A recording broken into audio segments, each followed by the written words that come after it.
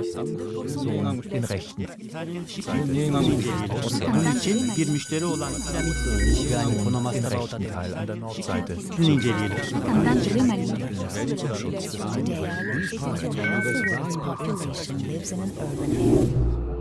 Moving forward. This work is part of a research conducted by 60 research office that was financed by PUCA and Predit.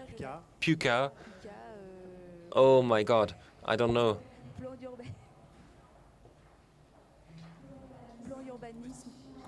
Architecture, building, and urban planning plan. The advantages of the dense city called into question by leisure mobility, a comparison of the Paris region and Rome. This work is part of a debate related to city-urban forms. The denser city and the sprawling city is seen in the light of sustainable development. In the 80s and 90s, much research was conducted to establish a relationship between high density and low car use. So dense cities would better address the objectives of sustainability and therefore consume less energy. Now, there's still a wide consensus on the advantages of the dense city in the operational circles, but in the early 2000s, researchers have challenged this correlation, not including weekend travel or long-distance travel. And so considering leisure mobility would call into question the virtues of the dense city compared to the diffuse city in terms of mobility. Jean-Pierre Orfeuille in 2002 regarded leisure mobility as a way to say that the emissions of city center dwellers were higher than suburbanites because of their leisure mobility. So although other work converges around the same result, they say that the presence of greenery explains this lower leisure mobility. Anecdotally, peri-urbanites use their gardens to organize barbecue parties, whereas city dwellers want to leave the dense city to enjoy the greenery. But are these depictions of the dense city and the peri-urban relevant? Some researchers call into question the structure of the conurbation around mobility, the presence of transport services, equipment, and shops, and the connection between these items. Based on this introduction of current research, we may wonder what are the elements that influence leisure mobility. So our assumption is that first, the urban context has been widely researched in the literature, and then there's the influence of the living environment and its influence on mobility. First, the urban environment, the living environment and the relationship with the living environment, the urban context and the spatial context. This is our area under study, the Paris and Rome regions, and there are various scales of analysis. Here we look at the whole metropolitan area, the geographical location, the neighborhood, and the house. The physical characteristics of the urban context don't necessarily have a mechanical influence. Depending on the situations during our field work, we saw that it's not necessarily because you're close to a station or collective transport that you do use it, and similarly, it's not because you're near to a park that you go there. And so the urban context, as practiced by households, defined what we call the living environment. For us, the living environment is specific to each household. It depends on the places where they go to, from the home to the whole metropolitan area. The relationship with the living environment is the depiction that the households have of their living environment via functional registers that will define later on. And then, depending on their depiction, the household will adjust their behavior to better satisfy their aspirations and then change the geography of their living environment. This is mostly determined by depictions, but also by habits and skills, as we said yesterday. And last but not least, practices also have an impact on the urban context because households become agents and they are involved in the definition of the resources and they define the social structure in particular. We looked at two metropolitan areas, Paris and Rome. We have a mixed approach with contextual analyses, qualitative and quantitative interviews. The specificity of this method comes, compared to previous research, comes from a comparison between central dwellers, peri-central dwellers, and peri-urbanites. And we also have a contextual analysis to look at the specific effects of the urban environment on mobility and not coming from disaggregated data, as was often done, with only density, number of shops, or distance from the station. So we can control for systemic effects that are specific to the environment. The results are the main findings. Well, there are things that were already shown, although income and social position are generally considered as explanatory variables of leisure mobility. But here we can see that there are another two important variables, the urban context and the relationship with the living environment. Regarding the urban context, at the scale of the conurbation, Paris dwellers travel more than people in Rome. They have 4,000 euros more per year and more purchasing power. That explains the gap, but income is not the only explanatory variable because with comparable income, there are distance discrepancies. Here on the graph in red, you have the average mileage traveled by Paris dwellers and in pink by people in Rome. So from left to right, you go from low income to higher incomes. And you can see that for equivalent incomes, there's still a mobility gap, a high mobility gap. You can see time characteristics of leisure mobility that are specific to each conurbation. Roman mobility is characterized by regional trips and national holidays. The triumph of the Lazio as a tourist region for weekends with access to varied destinations in only 1 hour, as we can see on the pictures, explains why there's limited travel at the weekend. And the national holiday destinations are explained by a strong attachment of Roman dwellers to their region of origin. Paris mobility is characterized by more holiday leaves and easier access to holidays. First of all, they have 46 days that are not worked versus 30 in Rome, a 16-day discrepancy, which is really considerable. And the decrease in transport prices and the role of ICTs in the access to travel and air tickets that is more marked in Paris than in Rome explains why it's easier for Paris dwellers to leave more often. In terms of geographical location, you can see that this has an influence from the center, the peri-center, and the peri-urban.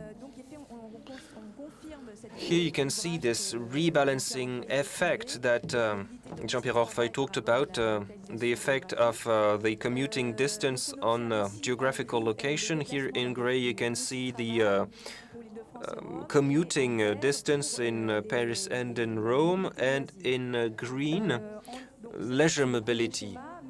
This is the first graph, but here we controlled for the socio-economic status, and we created a variable based on income and degree levels. And we can see that with an equivalent socio-economic status, high and medium, central dwellers travel more than peri-central and peri-urban dwellers, which is not the same case for people with a lower socio-economic status who have low mobility, whatever their geographical location.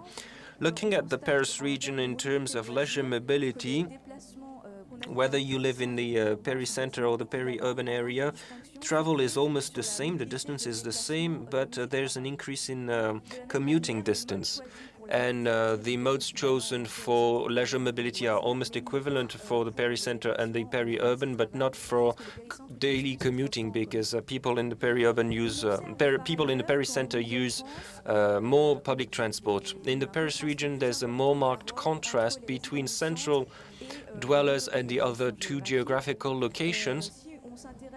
If you look at the urban morphology, you can see a bigger contrast in the Paris region between a very dense fabric inside Paris and the peri-urban with a looser fabric, mostly built environment with mostly single-unit houses, whereas in Rome there's the same type of urban constructions. Around the territory in central Rome there are big parks, but in the periphery there are dense nuclei with collective buildings and few single-family homes. That's very different from the French reality. Why do people in the center travel more distance and go further away for leisure? They leave more often for holidays or the weekend, and they go farther. As we said, they look for nature and space, but the number one priority is that they want quiet. The explanation of lower mobility in the peri-urban harks back to reasons discussed yesterday, reconfiguration of the living basins of peri-urbanites so they can restrict their practices to smaller territories. The emergence of secondary centers explains why households are less dependent on the central cities, so restricting their travel.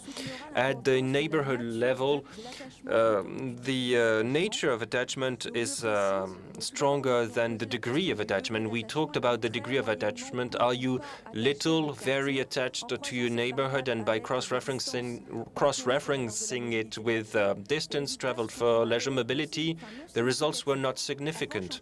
But if you cross it with the nature of the attachment linked to the depiction of functional, social, and sensitive registers, this was a very significant variable. So in the functional register, there are various indicators that as we saw, were significant, had a significant influence on mobility: access to transport, proximity to the workplace, shops and services, schools and cultural life, social life, the image of the neighborhood and the schools, proximity to family and friends, and feeling of security. The sensitive attachment, quiet and tranquility, greenery, the charm of the neighborhood, and road safety. So that shows that there is an offset mechanism showing how they choose their leisure destinations. For instance, if you take the example of La Chapelle, the reason why they leave on the weekend and during the holidays, this is to do with nature and family. But if you look at the graph showing the satisfaction, the meeting of the various indicators, and I've talked about in the various registers I've talked about, you can see that the further away you are from the south, the more that you are satisfied. People in L'Enclos Saint-Laurent, in Paris La Chapelle, are shown in purple, whereas the other color is the average of the sample. You can see that they have a very positive functional depiction, but road safety, the presence of nature, and tranquility, and so on, this is negative. We did that for the various districts, and we can see that in every district there's an offset mechanism at hand, and you can see what are the contextual aspects that are decisive for the choice of leisure destinations. Then now we've understood the nature of their attachment with three registers. We can see the relationship with the living environment, the specific combination of the depictions of the living environment via the functional, sensitive, and social registers that helps us define what profile each household falls under. We have a typology with the relationship with the living environment that are partly correlated to socioeconomic status and geographical location, but only partly. And so that has its own explanatory power on mobility reasons. Compared to the criticism yesterday, here you can see that lifestyles are not specific to a district or location. You can see that in various locations. They help us move from a statistic view of mobility to lifestyles, concrete approaches to daily life, and even a sensitive approach through the depictions of living environments. To conclude, analyzing the context at various scales confirms the influence of elements that are specific to the context to explain leisure mobility: quietness, greenery, the density of social coverage or the location of the leisure offering. Then an approach based on lifestyles helps understand the leisure mobility based on the depiction of the living environment. Thirdly, although this work shows the existence of an offset mechanism linked to the presence of parks and greenery, but it's far from explaining all the variations. It depends on the intensity of social life in the local environment, but it also depends on the ability of residents to engage in their local district. And so it's not just a matter of parks. And if you want to restrict this leisure mobility, you need to act on the various levers that I've talked about related to the living environment.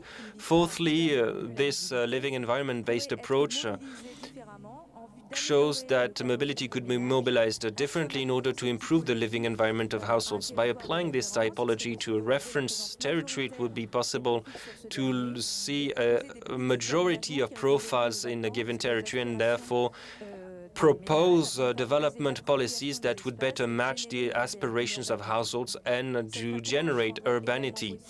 This approach would also make it possible to assess the risk taken inherent in the various policies. Thank you. Den Rechten.